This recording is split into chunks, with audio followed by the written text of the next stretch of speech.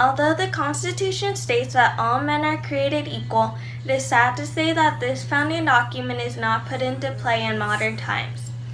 In the United States, 1.4 million adults identify themselves as transgender.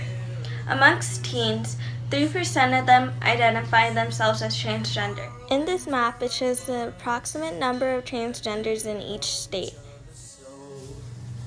However, because most Americans know of the term transgender through media, we don't personally understand what they're going through because we were born into our gender roles, whereas they have to conform to fit into the gender roles most comfortable to them. We can sympathize and show our approval, but in the end, we don't have to face the discrimination and the fear for wanting to be yourself.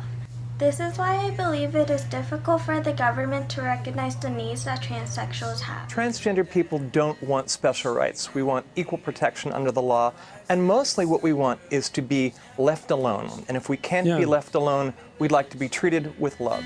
However, the Obama administration proposed that Title IX, which states that any school that receives federal funding, which includes public grade schools, high schools, as well as nearly all colleges, public or private, may not discriminate on the basis of sex. Despite the Obama administration's proposal, many states choose to brush it off, force transsexuals to follow the norms of their biological gender. As a result, many transsexuals, especially teenagers, are forced to live the life of someone they're not. My friend Gabriel Matias, a female-to-male transgender, faces his own problems every day with his family, schools, and in his private life. This is why I believe it is important that the new administration and Congress work on expanding and enforcing transgender rights so that transsexuals, especially the future generations to come, feel equally represented and protected, knowing that the government is on their side.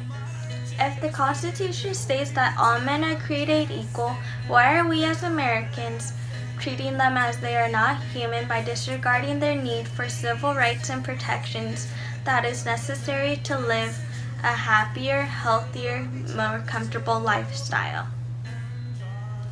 To almost everyone, their name is a part of their legacy. To transsexuals, their name, gender, and pronoun is a part of theirs. That is why I believe it is important that they are able to put their preferable gender and name on their important documents so that they are able to express themselves and live a more comfortable life. Gabriel recently tried to change his birth certificate, but failed due to the $67 fee and the requirement to go to court. Likewise, issues such as being able to change documents for sex identification has been a priority in the transgender portion of the movement. By not allowing transsexuals to easily change their important documents, it might cause them to feel disconnected from themselves and society and leave them open to be discriminated. Here comes Jane, you know she's sporting a chain. When Gabriel was in school, he was unable to go by Gabriel because the principal said it wasn't on his birth certificate. There were multiple times he would get in trouble for asking his teachers to go by Gabriel, but they would deny because it wasn't legal. Transsexuals, like any other person in America, deserve the right to live without being forced to suppress or deny who they are to protect themselves from harm. Access to healthcare for the transgender community has been a persistent problem, and access to quality healthcare in the form of doctors who understand the issues faced by transgender individuals and the like has been a significant issue. This graph shows how heterosexual adults are more likely to have health insurance coverage than transgenders. So that most transsexuals do not have health insurance coverage because they feel that the doctors are not on their side. I've had patients who were literally kicked out halfway through their medical visit after revealing that they were transgender, that they were told they weren't welcome. Many transsexuals fear the doctor's offices because they're afraid of being mistreated and judged by doctors and other patients. Many female and male transsexuals avoid their yearly gynecology exam because they're afraid of the comments that might be made by patients and doctors. Also because they don't want to remind themselves they have female reproductive organs. Go ahead and ask. And he asked, when I'm in there coughing up blood, did you have a sex change? What do you have down there? And I said, why do you need to know that? I mean,